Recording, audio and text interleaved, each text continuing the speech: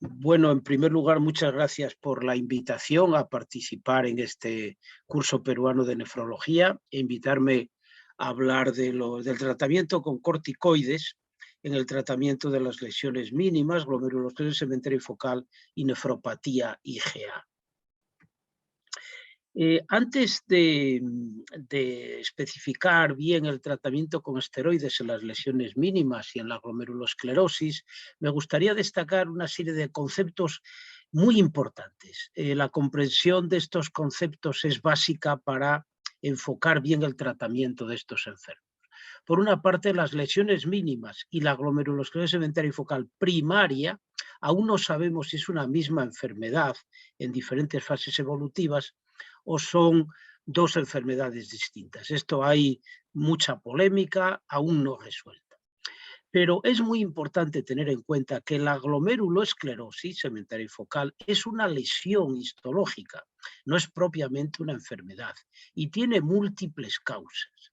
Esto es muy importante porque el tratamiento debemos de ajustarlo a esa causa, porque si no podemos meter la pata y causar importantes perjuicios al enfermo, como veremos después. Es decir, no se trata la glomerulosclerosis, sino la causa que la origina. Por otra parte, este es el concepto crucial, se debe de hablar de glomerulosclerosis cementerio focal primaria solamente en casos que presentan síndrome nefrótico completo, una vez excluidas las causas genéticas y secundarias, y que el tratamiento de las lesiones mínimas y de la glomerulosclerosis primaria es el mismo. Las lesiones mínimas, como saben bien ustedes, es una enfermedad caracterizada por un síndrome nefrótico completo, con una microscopía óptica normal, una inmunofluorescencia negativa, y el único hallazgo anormal histológico es la fusión de los podocitos, observable en microscopía electrónica. Ya conocen ustedes esta peculiar disposición de los pies de los podocitos que se apoyan en la membrana basal glomerular. Esto sería un glomérulo normal, y esto de abajo sería la imagen de un enfermo con lesiones mínimas. Vean ustedes cómo esa estructura tan delicada de los pies de los podocitos ha desaparecido y es solamente una masa informe la que vemos. En cambio, en la glomerulosclerosis cementerio focal sí que en la microscopía electrónica hay lesiones, como ven aquí. Hay varios tipos histológicos de glomerulosclerosis, diversos tipos morfológicos, no me voy a detener en ellos. Y como decía antes, es muy importante tener en cuenta que hay una variedad de causas. Por una parte, las formas genéticas. Aquí están una serie de genes cuyas mutaciones pueden originar proteinuria y glomerulosclerosis. Esta lista se ha quedado corta porque se han descrito muchos más genes implicados en estas formas genéticas de glomerulosclerosis. Y por otra parte, las formas secundarias a infecciones virales, toxicidad de drogas, tumores, cicatrización de lesiones glomerulares, la glomerulosclerosis relacionada con obesidad, probablemente una de las más frecuentes. Y cuando descartamos estas formas secundarias y genéticas, hablaríamos de las formas primarias o idiopáticas, que es importante tener en cuenta que son más raras, bastante más raras que las secundarias, y además que deben de presentar, para poder hablar de glomerulosclerosis primaria, debemos de tener delante un paciente con síndrome nefrótico completo. Y me van a permitir ustedes que recuerde lo que es el síndrome nefrótico, por supuesto que ustedes lo saben, estas son diapositivas que uso con mis estudiantes, pero uno a veces se sorprende de nefrólogos que diagnostican un síndrome nefrótico en enfermos con proteinuria de más de 3,5 gramos, pero sin tener en cuenta la albúmina sérica. Para hablar de síndrome nefrótico completo, el enfermo tiene que tener una albúmina sérica inferior a 3 gramos por decilitro. Hay una frontera, un margen entre 3 y 3,5 gramos por decilitro, pero en resumen, la hipoalbuminemia es absolutamente esencial. Aparte de eso, ya conocen ustedes la hiperlipidemia típica del síndrome nefrótico, etcétera, etcétera. Este tema de la cuantía de la proteinuria y del síndrome nefrótico me ha preocupado a lo largo de mi trayectoria profesional. Les pongo aquí un ejemplo, un trabajo que publicamos en el 12 de octubre, hace ya más de 30 años, sobre pacientes con proteinuria nefrótica, proteinuria que podía ser masiva, 5, 10, hasta 20 gramos al día, pero que no desarrollaban hipoalbuminemia. Y nuestro grupo ha publicado varios trabajos importantes con mucha repercusión sobre este tema a lo largo de, de muchos años, y en conjunto la idea que hemos transmitido en estos trabajos es que los pacientes con glomerulosclerosis debido a obesidad o a otras situaciones de hiperfiltración como la nefropatía del reflujo, agenesias renales, etcétera, nunca desarrollan hipoalbuminemia, edema, ni las otras características del síndrome nefrótico, incluso en casos con proteinuria masiva. Esto es de enorme importancia para separar bien unos de enfermos de otros. Y por tanto, a mí particularmente me ha gustado mucho la última edición de las guías KDIGO, que conocerán ustedes, publicadas en el 2021, porque en estas guías insisten en la definición de síndrome nefrótico, como ven aquí lo que les comentaba antes, proteinuria en rango nefrótico, más de 3,5, pero sin hipoalbuminemia, y por supuesto, la proteinuria no nefrótica. Insisten mucho en tener en cuenta estas diferenciaciones, citan por supuesto nuestros trabajos, porque la clasificación que proponen las guías KDIGO para la glomerulosclerosis focal es esta que ven aquí. Por una parte, las formas primarias, que deben de tener una fusión pedicelar difusa y un síndrome nefrótico, habitualmente de comienzo muy brusco, las formas genéticas, las formas secundarias, como les decía antes, y establecen una nueva categoría, que son las glomerulosclerosis de causa no determinada o indeterminada, porque no se conoce la causa. La gran mayoría de estas no tienen síndrome nefrótico completo. Y esto es muy importante porque las guías KDIGO dicen que cuando abordamos el diagnóstico diferencial de un paciente con glomerulosclerosis focal y empezamos a pensar en su tratamiento, lo primero que tenemos que ver es si tiene o no tiene síndrome nefrótico, con esas definiciones que les comentaba.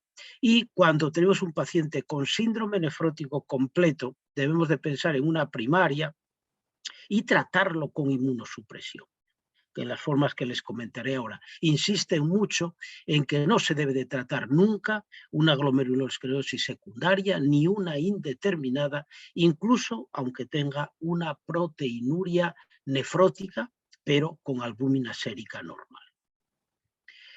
Por supuesto, en los casos genéticos hay que tenerlos en cuenta, muchos de ellos tienen también síndrome nefrótico, hay que tenerlos en cuenta sobre todo cuando hay una historia familiar, por supuesto, algún dato orientativo de un síndrome del paciente, algunos de ellos se asocian a glomerulosclerosis, y cuanto más joven sea el paciente, mayores son las probabilidades de que sea una forma genética.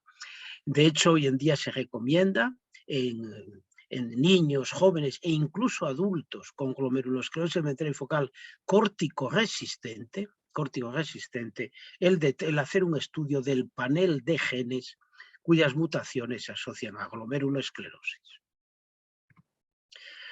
Por otra parte, como les decía, aún no sabemos si es una misma enfermedad o son diferentes enfermedades. Se supone que las lesiones mínimas y la glomerulosclerosis primaria son debidas a un factor circulante que altera la permeabilidad del capilar glomerular, pero este factor circulante aún no ha sido identificado. Es uno de los mayores temas pendientes de la nefrología. Un tema que ilustra o que ilumina, digamos, de manera indirecta esta posibilidad de un factor circulante, es la recurrencia de la glomerulosclerosis tras realizar un trasplante renal.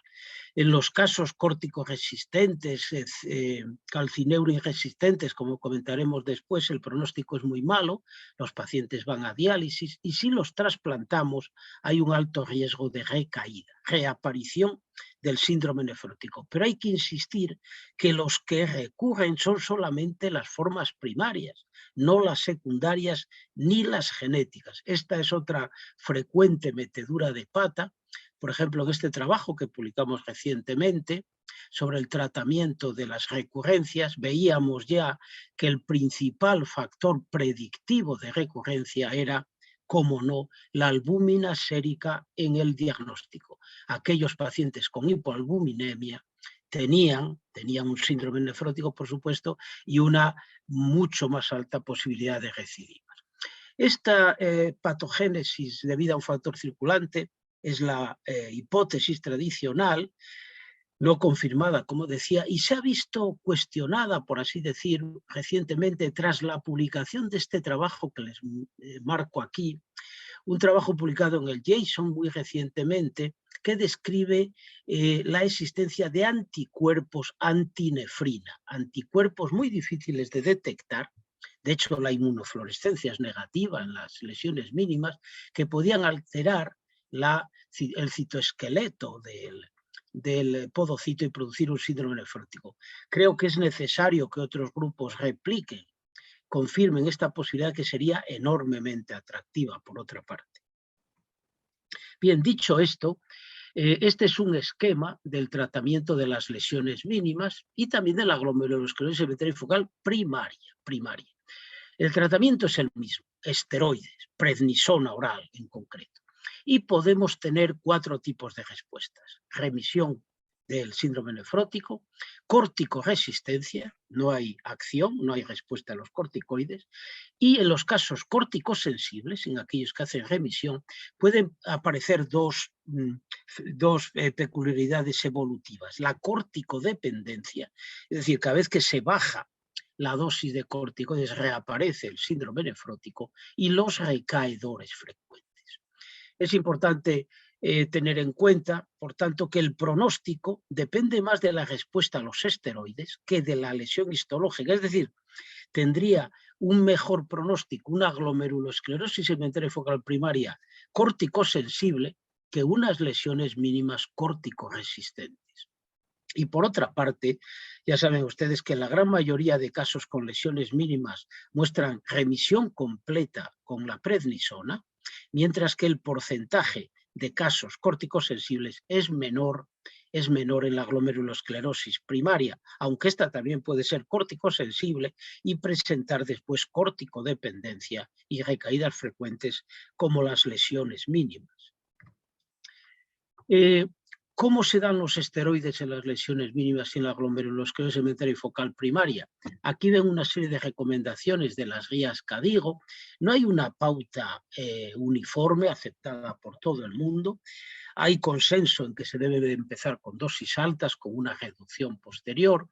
Quizá los pediatras lo tienen más fijamente establecido, como ven aquí.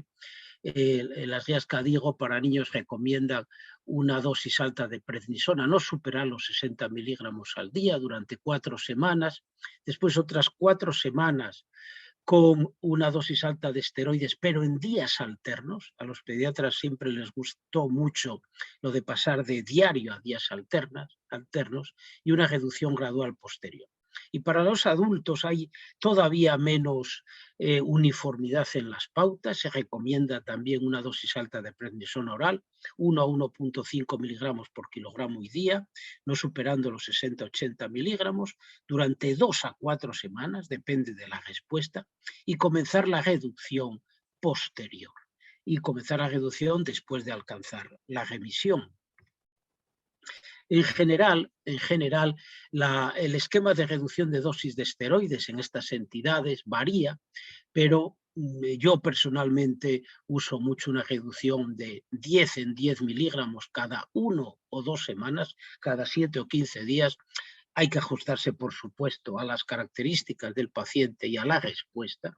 Y en general, la duración total del ciclo de esteroides está entre 3-4 meses en los niños y 4 a 5 meses en los adultos. No se ha demostrado que pautas más prolongadas se asocien a mejor respuesta. Quizá en las lesiones mínimas hay ahora una tendencia a ciclos más cortos de esteroides, pero en las glomerulosclerosis cerebrales y focales primarias se recomienda tradicionalmente que el ciclo de esteroides, las dosis serían iguales, pero se recomienda que fuera más largo, más allá de 6 meses, por lo menos 6 meses, siempre que se haya obtenido una respuesta, por supuesto. Y unos conceptos importantes que hay que tener en cuenta es que en las lesiones mínimas corticosensibles hay una respuesta completa, es decir, negativización completa de la proteinuria cero.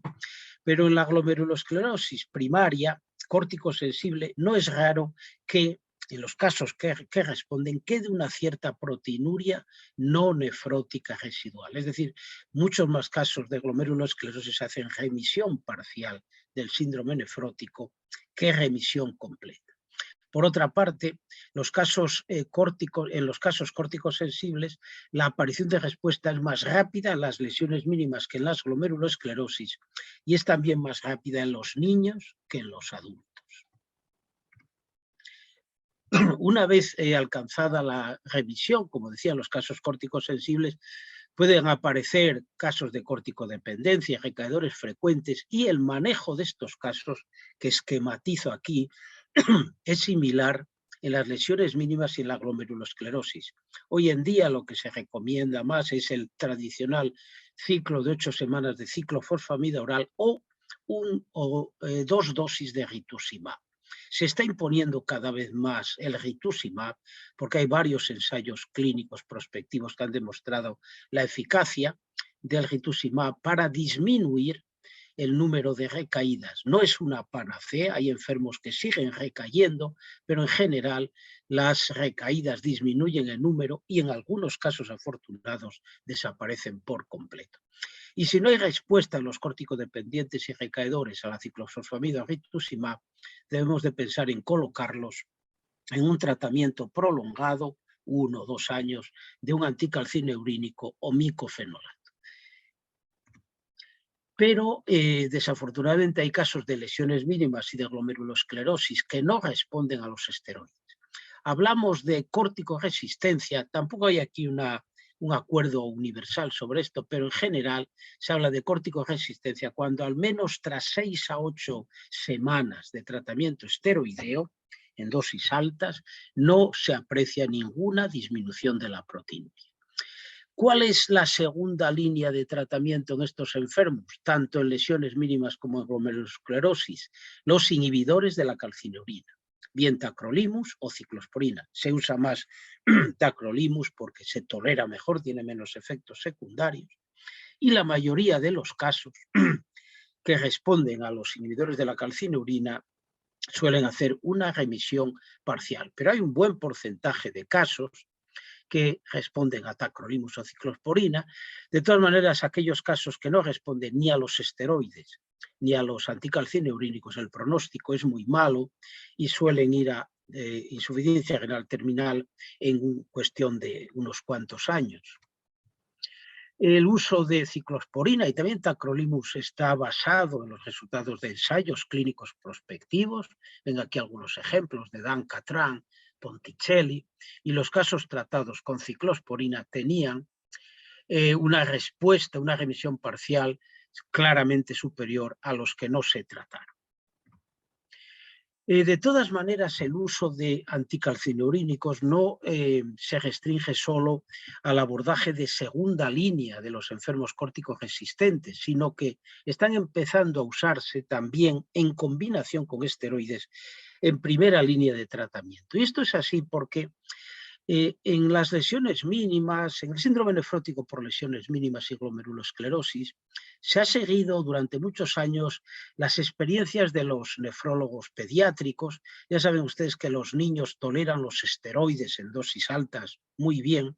En cambio, los adultos que también pueden presentar lesiones mínimas y glomerulosclerosis, de hecho yo he tenido enfermos de más de 95 años con lesiones mínimas, En estos enfermos la tolerancia a esteroides es mucho más pobre, como es lógico. Ya saben ustedes, fracturas, colapsos vertebrales, infecciones, diabetes, etcétera, ¿no? En los últimos años se han publicado trabajos que muestran que la combinación de tacrolimus y una dosis baja de esteroides es tan eficaz como la dosis altas de esteroides tradicionalmente usada en el síndrome nefrótico. Este es un estudio prospectivo publicado el año pasado en el JASN y como ven aquí, cerca del 80% de los casos remitieron tanto en la combinación de tacrolimus y dosis bajas de esteroides como en las dosis altas de esteroides. Incluso hubo más recaídas con la monoterapia de esteroides. Otros trabajos, también prospectivos, han mostrado que la monoterapia con tacrolimus puede ser eficaz, de hecho es eficaz en las lesiones mínimas para inducir remisión. Este es un trabajo realizado en China, también prospectivo, que mostraba cómo el tacrolimus en monoterapia, bien es verdad que tras unos choques intravenosos de metilprednisolona, inducía las mismas respuestas en la gran mayoría de pacientes que el tratamiento tradicional habitual con dosis altas de esteroides. Bien, vamos a pasar ahora a comentar brevemente los corticoides en la nefropatía IgA. Hay muchos trabajos, sobre todo observacionales, retrospectivos, que sugieren fuertemente que los esteroides son eficaces en la nefropatía IgA. A modo de ejemplo, les pongo este estudio retrospectivo de la cohorte Valiga con centenares de pacientes, un estudio muy bien hecho con un propensity score análisis, y vean cómo los pacientes tratados con corticosteroides CS más bloqueo del sistema renina-angiotensina tenían una supervivencia mayor que los tratados solamente con inhibidores del sistema renina-angiotensina. Ahora bien, esta diferencia favorable a los esteroides era sobre todo mayor en los pacientes con menos de 50 mililitros minuto, es decir, los casos con cierto grado de insuficiencia renal, y también en los pacientes que tenían una proteinuria de más de 1 gramo, lógicamente, y sobre todo los que tenían una proteinuria importante, de más de 3 gramos.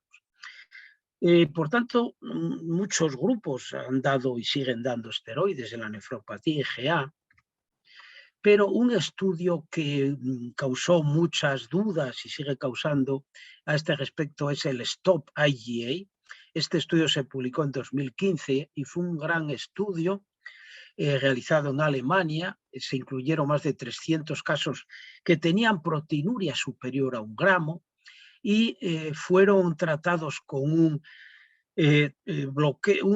tratamiento optimizado del bloqueo del sistema renina-angiotensina, pérdida de peso, control de tensión arterial, etc. Y con este manejo conservador, un número importante de pacientes, 106, ya tuvieron una respuesta bajo la proteinuria de 1 gramo, pero en el resto, 162 al final, se hizo una randomización a mantener el tratamiento conservador o dar inmunosupresión, fundamentalmente dosis altas de esteroides. Y los resultados, aunque hubo una tendencia a observarse un efecto favorable de los esteroides, bien es verdad que los objetivos del estudio eran un poco peculiares: remisión completa, pérdida de más de 15 mililitros minuto de filtrado glomerular. Hubo una tendencia, como digo, a observar un efecto favorable de esteroides, pero lógicamente se vieron más efectos secundarios en los tratados con esteroides. Eran enfermos adultos y por tanto hubo más diabetes, ganancia de peso, hubo infecciones. Es un tanto sorprendente que sigamos haciendo estudios sin tener en cuenta que los esteroides tienen una serie de efectos secundarios bien conocidos desde hace décadas. Y otro estudio que empezó también cojeando del mismo pie fue el estudio TESTING, aunque cuyos resultados finales han sido publicados muy recientemente en JAMA, ha mostrado datos muy interesantes. Este fue un estudio realizado sobre todo en China, que comparó pacientes de nuevo con proteinuria de más de 1 gramo comparó un tratamiento con dosis altas de prednisona, 0,6 a 0,8 miligramos por kilogramo y día, o placebo. Se empezó a ver otra vez que los esteroides eran efectivos, pero de nuevo más efectos secundarios en el grupo tratado con esteroides, los de siempre: diabetes, ganancia de peso, infecciones importantes. Y cuando llevaban 262 pacientes incluidos, cambiaron el protocolo del estudio y compararon el tratamiento conservador con una dosis reducida de esteroides, como ven aquí, 0,4 miligramos por kilogramo y día, con un máximo de 32 miligramos al día. Y además añadían, cosa por otra parte que tenían que haber hecho desde el principio, profilaxis para la infección por neumocistis. La duración del tratamiento esteroideo fueron 6 a 9 meses, y los resultados muestran claramente un efecto favorable de los esteroides. Como ven aquí, un número significativamente inferior de enfermos tratados alcanzaron los outcomes, deterioro de función renal, diálisis, etcétera, en comparación con el grupo placebo. Este es el conjunto de todos los pacientes, pero vean aquí, esto es muy interesante, que los últimos pacientes, esos que recibieron una dosis más baja de esteroides, también tenían un claro efecto favorable de los esteroides en comparación con placebo. Estos enfermos tienen menos seguimiento, lógicamente, porque se cambió el protocolo a mitad de camino. Pero esto es muy interesante y además se vio que, como ven aquí a la izquierda, los efectos adversos fueron significativamente más numerosos en los tratados con esteroides en relación con el placebo, pero aquí a la derecha, en aquellos pacientes que recibieron dosis reducidas de esteroides, aunque hubo más efectos secundarios, la diferencia fue claramente menor. Por tanto, podemos pensar que dosis reducidas de esteroides también son efectivas en la nefropatía IgA, como muestra esta segunda fase del testing, pero podemos hacer otra cosa. Igual que estamos empezando a usar tacrolimus para reducir la dosis en las lesiones mínimas, podríamos dar otro fármaco para reducir la dosis de esteroides sin perder su efectividad en la nefropatía IgA. Y quizá el candidato aquí no sean los inhibidores de la calcineurina, sino el micofenolato mofetil. Hay varios estudios observacionales y metaanálisis que sugieren fuertemente que el micofenolato es efectivo en la nefropatía IgA. Hay una controversia con los trials realizados, pero muchos de ellos tuvieron un diseño, yo creo que desafortunado, y por tanto son muchos los grupos, incluyendo mi práctica personal, que usamos micofenolato mofetil en combinación con dosis más reducidas de esteroides para conseguir frenar la enfermedad. Recientemente hemos publicado, esta es una experiencia del grupo del 12 de octubre, otros hospitales de Madrid, también el doctor Trimarchi de Argentina, incluimos 25 casos de nefropatía IgA que tenían un deterioro rápidamente progresivo de función renal. Vean aquí que en los 12 meses antes del tratamiento habían perdido 23 mililitros minuto, es decir, casos muy agresivos, y tras recibir esteroides con micofenolato, se invirtió completamente la pérdida de función renal, de hecho se estabilizó, bajó la proteinuria significativamente y 40% de los pacientes mostraron una desaparición de la hematuria. Es decir, esta es una alternativa, creo yo, muy interesante para mantener los esteroides, pero dar una dosis más reducida y sumar además la eficacia del micofenolato. Pero hay un problema con la nefropatía IgA, y es que en los estudios prospectivos que se han hecho y que se siguen haciendo, solamente se tiene en cuenta la proteinuria para decidir si un paciente está en riesgo o no. Una proteinuria de más de 1 gramo. Esto es un tanto sorprendente porque sabemos que hay otros datos de la IgA que hay que tener en cuenta. Uno de ellos, por ejemplo, es la hematuria. Nuestro grupo publicó hace unos años la gran importancia de hacer sedimento urinario en todos los casos de IgA, porque cuando desaparece la hematuria, el pronóstico se hace mucho mejor. De hecho, creemos que es un marcador de actividad de la hematuria, de la enfermedad excelente, incluso más sensible que la proteinuria. La hematuria media durante el seguimiento en nuestra corte tuvo un impacto significativo sobre el riesgo de enfermedad renal terminal muy alto.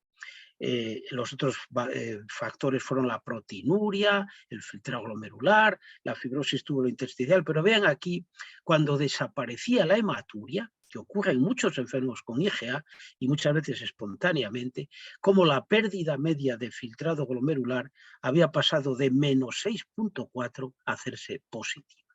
Curiosamente, en ningún estudio prospectivo se tiene en cuenta la hematuria, ni en el Stop IgA, ni en el testing. Y por tanto, nosotros, estas ya son mis últimas diapositivas, en mi opinión, y en la opinión de nuestro grupo y de muchos otros grupos también, no solamente habría que tener la cuantía de la proteinuria como marcador de mal pronóstico, es decir, enfermos en los que tendríamos que iniciar un tratamiento. Por supuesto que tienen que tener proteinuria, una proteinuria de más de 1 gramo al día, pese al tratamiento conservador optimizado. Y hay que tener en cuenta que aquí vamos a tener, además de IECA y ARA, los nuevos antialdosterónicos, la pérdida de peso, los inhibidores de SGLT2, ya saben ustedes que han mostrado un efecto muy favorable sobre la nefropatía IgA, dapagliflozina, empagliflozina, en pacientes no diabéticos, por supuesto. Pero además de esta proteinuria persistente, creemos que hay que tener en cuenta la microhematuria, no tratar en principio casos sin microhematuria. Por supuesto, los casos con un deterioro progresivo de función renal deberían ser prioritarios para decidir instaurar un tratamiento. Los datos histológicos hay que tenerlos en cuenta y también, claro, están los depósitos de complemento. Y si con todos estos parámetros decidimos iniciar el tratamiento de un paciente, no hay, como decía, consenso general, pero nuestra pauta particular hoy en día es una combinación de prednisona y micofenolato. Prednisona empezando con una dosis alta, como ven aquí, pero siempre inferior a 60 miligramos al día. Pero a partir de la segunda, tercera semana, empezar ya a reducir rápidamente los esteroides. Los esteroides son muy buenos en dosis altas al principio, pero hay que reducirlos rápidamente si no queremos tener efectos secundarios, y el micofenolato mofetil o dosis equivalentes de ácido micofenólico, nosotros usamos una dosis de 1 gramo cada 12 horas durante 9 a 18 meses en función de la respuesta. Muchas gracias por la atención y estaré encantado de contestar a sus preguntas. Muchas gracias.